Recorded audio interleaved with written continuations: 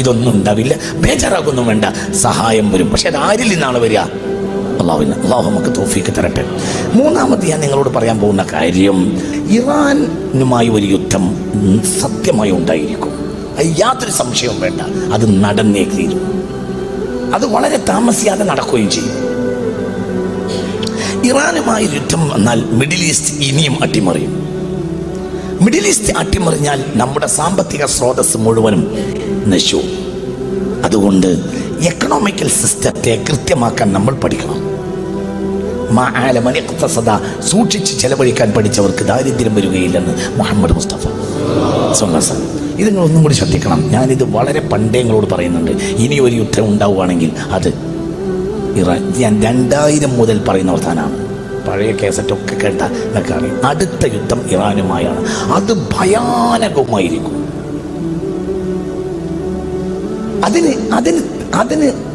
അതിനാരാ ചെയ്യുക? അതിന് മറ്റുള്ളവരാണ് ചെയ്യുക. എന്തുകൊണ്ട്? ഒരു നഷ്ടവും അവർക്കില്ല. നഷ്ടം ആർക്കുള്ളത്? പറ, ആർക്കാ നഷ്ടം സംഭവിക്കുക? മുസ്ലിമീങ്ങൾക്ക്. ഇറാൻ ഇനി ഒരിക്കലും അമേരിക്കയെ തിരിച്ചടിക്കൂല. ഇറാൻ തിരിച്ചടിക്കുകയാണെങ്കിൽ തിരിച്ചടിക്കുക എങ്ങനെയായിരിക്കും? ഒരു സാധാരണ നിലയിൽ ഒരു രാജ്യം തിരിച്ചടിക്കുകയും പോലെ ഇറാൻ തിരിച്ചടിക്കുകയാണെങ്കിൽ ഖത്തറിലോ സൗദിയിലോ പറ ഉള്ള അമേരിക്കൻ ക്യാമ്പുകളെ ആക്രമിക്കുകയാണ് ചെയ്യുക. അപ്പൊ സ്വാഭാവികമായും എന്തുണ്ടാവും? ആ രാഷ്ട്രം ആ പക്ഷത്ത് ചേരും.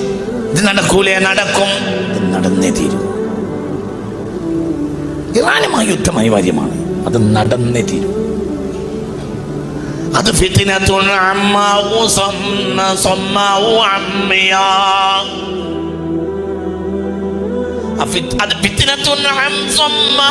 അമ്മിയാ. അത് കണ്ണില്ലാത്തയും കാടില്ലാത്തയും യുദ്ധമായിരിക്കും. മനുഷ്യരാശി ഇന്നുവരെ കണ്ടതിൽ വെച്ച് വലിയ യുദ്ധം സംഭവിക്കും. അതിന് ഇനി കാലതാമസമില്ല, സംഭവിച്ചിരിക്കും. അല്ലാഹു നമ്മളെ കാക്കട്ടെ. ഇത് നിങ്ങൾ ആരോട് ചോദിച്ചാ പറയുന്നത്? ഇത് മുത്തുനബി പറഞ്ഞതാ, മുത്ത് മുഹമ്മദ് മുസ്തഫ. ഞാൻ കുറേ കാലങ്ങളായി നിങ്ങൾ കുറേ കാര്യങ്ങൾ പറയാറുണ്ട്. അതങ്ങനെ തന്നെ നടക്കാറുണ്ട്. അതൊരു കവടി നേരത്തെ പറയുന്ന വർത്താനല്ല. അതങ്ങനെ സംഭവിക്കൂ. അതിൻ്റെ രീതി അങ്ങനെയാണ്. അതിൻ്റെ രീതി കണ്ടാൽ അങ്ങനെയാണ്. അത് അങ്ങനെ വരൂ. അള്ളാഹു നമ്മളെ കാക്കട്ടെ. അത് സംഭവിക്കും. സംഭവിച്ചത് കഴിഞ്ഞാൽ ഇനി മിഡിൽ ഈസ്റ്റിൽ ഒരു യുദ്ധം ഉണ്ടായാൽ ഒരിക്കലും എക്കണോമിക്കൽ സിസ്റ്റം നേരെ നിർത്താൻ കഴിയൂല. അത് ഏറ്റവും ബാധിക്കുക കേരളത്തിനെയാണ്. അനാവശ്യമായ ഷോപ്പിങ്ങുകളിൽ പെണ്ണുങ്ങളെ നിയന്ത്രിക്കണം. ഇന്നത്തെ നമ്മളെ സാഹചര്യം ഇപ്പോഴും നമ്മളെ പെണ്ണുങ്ങൾക്ക് മനസ്സിലായിട്ടില്ല. ഇതിനേക്കാൾ വലിയൊരു വിപത്താണ് ഇനി പറയാൻ പോകുന്നത്. അതായത് ഒരു കല്യാണം ഉണ്ടായി എന്ന് സങ്കല്പിക്കുക. ഒരു കല്യാണം ഉണ്ടായാൽ ആ കല്യാണത്തിന് പുതുവസ്ത്രം കൊടുക്കണം. അത് അങ്ങനെ തന്നെയല്ലേ പറയും? അത് അടുത്ത ആഴ്ച പിന്നെ കുടുംബത്തിൽ വേറൊരു കല്യാണം ഉണ്ടായാൽ വേറെ തുടങ്ങണം. കല്യാണങ്ങൾക്ക് ചേഞ്ച് വന്നിട്ടുണ്ട്. അതായത് എൻ്റെ കുട്ടിക്കാലത്ത് കല്യാണം എന്ന് പറഞ്ഞാൽ ഒരുമിച്ച് ഭക്ഷണം കഴിക്കാനുള്ള അവസരം. കാരണം മര്യാദക്ക് ഭക്ഷണം ഇല്ല. വേഷപ്രധാനമല്ല, ഭക്ഷണപ്രധാനമാണ്. അതായത് ഒരു കല്യാണത്തിന് പോകുന്നത് തിന്നാനാണ്, അല്ലാതെ എന്തല്ല കുപ്പായം കാണിച്ചു കൊടുക്കാനല്ല. ഇന്ന് കല്യാണത്തിന് പോകുന്നത് പറയും മനുഷ്യന്മാരെ, തിന്നാനല്ല, പിന്നെ ഉടുപട കാണിച്ചു കൊടുക്കാനാണ്. ആണോ അല്ലേ? പറയും മനുഷ്യന്മാരെ. അങ്ങനെ തന്നെയാണ് എല്ലാം അങ്ങനെയാണ്. പ്രകടനങ്ങൾ അങ്ങനെയാണ്, ഒക്കെയാണ്. എല്ലാ പ്രകടനങ്ങളും നിങ്ങൾ കണ്ടിട്ടില്ല? നല്ല കടകടക്ക് കുപ്പായിട്ടിട്ടാണ് എല്ലാവരും പ്രകടനത്തിന് മുന്നിൽ വെക്കുക. കല്യാണം പോലെയാണ് പ്രകടനത്തിനൊക്കെ വരുന്ന ആളുകൾ അങ്ങനെ മുന്നിൽ അങ്ങനെ കണ്ടാൽ നല്ല വെള്ളയും കുപ്പായിട്ടിട്ട് ഇങ്ങനെ എന്തോ ഗൗരവമായ കാര്യം ജനശ്രദ്ധയിൽ കൊണ്ടുവരാൻ വേണ്ടിയിട്ടാണ് പ്രകടനത്തിന് വരുന്നത്. പക്ഷെ അവരെ കടകടക്ക് കുപ്പായിട്ട് വരിക. വേഷപ്രധാനാണ്. അല്ല, കടക്ക് കുപ്പായിട്ടിട്ടാണ് വരിക. ഒക്കെ അങ്ങനെയായി അട്ടിമറിഞ്ഞു. എന്റെ കുട്ടിക്കാലത്ത് എന്ന് പറഞ്ഞാല് പിന്നെ കല്യാണത്തിന് ഇന്നത്തെ സൗകര്യങ്ങളൊന്നുമില്ല. എൻ്റെ ഓർമ്മ പറയാണ് ഞാൻ. ആഴ്ച കഴിഞ്ഞാൽ നിക്കാഹ് ഉണ്ടാവും. നിക്കാഹ് കഴിഞ്ഞിട്ട് മോലിയർക്കും പുതിയ അപ്പൾക്കൊക്കെ ഭക്ഷണം കൊടുക്കും. അത് കഴിഞ്ഞിട്ട് പരക്ക ഭക്ഷണം കൊടുക്കും. അങ്ങനെയാണ് എൻ്റെ കുട്ടിക്കാലത്തെ കല്യാണത്തിൻ്റെ ഓർമ്മ. അങ്ങനെയല്ലേ? ഇശ കഴിഞ്ഞിട്ട് പള്ളിയിൽ നിന്ന് ഉസ്താദ്മാരും മറ്റൊക്കെ വന്നിട്ട് എന്ത് ചെയ്യും? നിക്കാഹ് കഴിഞ്ഞിട്ട് മൂല്യന്മാരും ആ പ്രധാനപ്പെട്ടവരും പിന്നെ പുതിയ പെണ്ണപ്പം വന്നവർക്കും ഭക്ഷണം കൊടുക്കും. പിന്നെ നമ്മൾ നാട്ടുകാരെല്ലാവരും കൂടെ ഭക്ഷണം കഴിക്കും. അതിനു വേണ്ടി നേരത്തെ തന്നെ വന്ന് കൂടും. അങ്ങനെയൊക്കെ അല്ലേ? എന്നാലും അൽഹംദുലില്ലാഹ് ആ ഭക്ഷണം ഭയങ്കര ഇഷ്ടമാണ് മനുഷ്യന്മാർക്ക്. അതിനു വേണ്ടി മനുഷ്യന്മാർ നേരത്തെ തന്നെ വരും അല്ലേ? അങ്ങനല്ലേ? അല്ലാഹു സുബ്ഹാനഹു വ തആല അന്നൊക്കെ നമുക്ക് ഭക്ഷണം തന്ന ആളുകൾക്കൊക്കെ ഒരു കല്യാണത്തിന്റെ പേരിലാണെങ്കിൽ അല്ലാഹുവർക്കൊക്കെ പുറത്തു കൊടുക്കട്ടെ. ആ ക്ഷാമകാലത്ത് നമുക്ക് ഭക്ഷണം തന്ന ആളുകൾ അല്ലാഹുവർക്കൊക്കെ പുറത്തു മനസ്സോർക്ക് അല്ലാഹു എല്ലാവർക്കും പുറത്തു കൊടുക്കട്ടെ. ഒരു ഹലാലായ ഒരു ഭക്ഷണം ആര് നമ്മളെ വയറ്റിലാക്കിയിട്ടുണ്ടെങ്കിൽ അല്ലാഹു നമുക്കും അവർക്കും പുറത്തു തരട്ടെ. അല്ലാഹുവിന്റെ സൽക്കാരത്തിലെത്താൻ അല്ലാഹു നമുക്കും അവർക്കും തൗഫീഖ് നൽകട്ടെ. നോക്ക്, നിങ്ങൾ ഇന്ന് അവസ്ഥ മാറി. ഇന്ന് വേഷപ്രധാനാണ്. ഞങ്ങളോട് പറയുന്നത് ഈ പെണ്ണുങ്ങളെ വീട്ടിൽ പോയി പറഞ്ഞ് കൃത്യമായി മനസ്സിലാക്കി കൊടുക്കണം. അതായത് എക്കണോമിക്കൽ സിസ്റ്റം ഇനി പെട്ടെന്ന് നേരെയാക്കാൻ കഴിയില്ല. ഈ നൂറ്റാണ്ടിൽ ഭയങ്കര അപകടത്തിലേക്ക് പോവാണ്. അപകടം എന്ന് പറഞ്ഞാൽ 2030 ഉള്ളിൽ എക്കണോമിക്കൽ സിസ്റ്റം നേരെയാവില്ല. 30 ഞങ്ങളോട് പറയുന്നത് നിങ്ങൾക്കൊരു പ്രതീക്ഷ ഉണ്ടായിക്കോട്ടെ എന്ന് വിചാരിച്ചാണ്. 30 ലെവലാവില്ല, കച്ചവടം നടക്കൂല. 2020 കച്ചവടം 2021 നടക്കൂല. 2021 കച്ചവടം 2022 നടക്കൂല എന്നല്ല, 2020 കച്ചവടക്കാർ 2021 കച്ചവടക്കാർ തന്നെ ആവൂല മുഴുവൻ ആളുകൾ. 2021 അത്ര കച്ചവടക്കാർ 2022 ഉണ്ടാവില്ല. കാരണം തോറ്റു. ബേജാറാക്കൊന്നും വേണ്ട, സഹായം വരും. പക്ഷെ അത് ആരിൽ നിന്നാണ് വരിക? അള്ളാഹു നമുക്ക് തൗഫീഖ് തരട്ടെ. മൂന്നാമത് ഞാൻ നിങ്ങളോട് പറയാൻ പോകുന്ന കാര്യം, ഇറാനുമായി ഒരു യുദ്ധം സത്യമായി ഉണ്ടായിരിക്കും. യാതൊരു സംശയവും വേണ്ട, അത് നടന്നേ തീരും. അത് വളരെ താമസിയാതെ നടക്കുകയും ചെയ്യും. ഇറാനുമായി യുദ്ധം വന്നാൽ മിഡിൽ ഈസ്റ്റ് ഇനിയും അട്ടിമറിയും. മിഡിൽ ഈസ്റ്റ് അട്ടിമറിഞ്ഞാൽ നമ്മുടെ സാമ്പത്തിക സ്രോതസ് മുഴുവനും നശിച്ചു. അതുകൊണ്ട് എക്കണോമിക്കൽ സിസ്റ്റത്തെ കൃത്യമാക്കാൻ നമ്മൾ പഠിക്കണം. സൂക്ഷിച്ച് ചെലവഴിക്കാൻ പഠിച്ചവർക്ക് ദാരിദ്ര്യം വരികയില്ലെന്ന് മുഹമ്മദ് മുസ്തഫ സ്വല്ലല്ലാഹു. ഇത് നിങ്ങൾ ഒന്നും കൂടി ശ്രദ്ധിക്കണം. ഞാനിത് വളരെ പണ്ടേ നിങ്ങളോട് പറയുന്നുണ്ട്. ഇനി ഒരു യുദ്ധം ഉണ്ടാവുകയാണെങ്കിൽ അത് ഇറാൻ. ഞാൻ 2000 മുതൽ പറയുന്ന വർത്താനാണ്. പഴയ കേസറ്റൊക്കെ കേട്ട എന്നൊക്കെ അറിയാം. അടുത്ത യുദ്ധം ഇറാനുമായാണ്. അത് ഭയാനകമായിരിക്കും.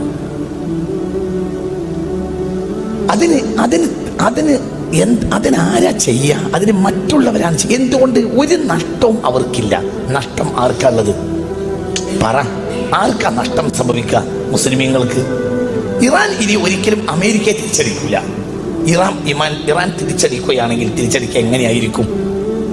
ഒരു സാധാരണ നിലയിൽ ഒരു രാജ്യം തിരിച്ചടിക്കുകയും പോലെ ഇറാൻ തിരിച്ചടിക്കുകയാണെങ്കിൽ ഖത്തറിലോ സൗദിയിലോ പറ ഉള്ള അമേരിക്കൻ ക്യാമ്പുകളെ ആക്രമിക്കുകയാണ് ചെയ്യുക. അപ്പൊ സ്വാഭാവികമായും എന്തുണ്ടാവും?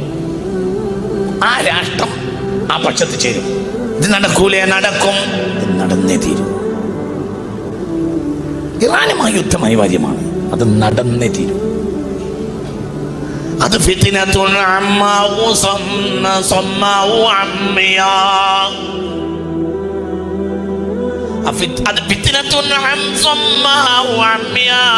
അത് കണ്ണില്ലാത്തയും കാതില്ലാത്തയും യുദ്ധമായിരിക്കും. മനുഷ്യരാശി ഇന്ന് വരെ കണ്ടതിൽ വെച്ച് വലിയ യുദ്ധം സംഭവിക്കും.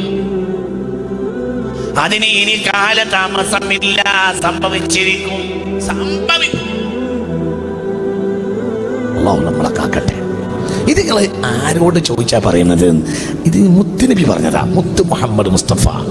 ഞാൻ കുറേ കാലങ്ങളായി നിങ്ങൾ കുറേ കാര്യങ്ങൾ പറയാറുണ്ട്. അതങ്ങനെ തന്നെ നടക്കാറുണ്ട്.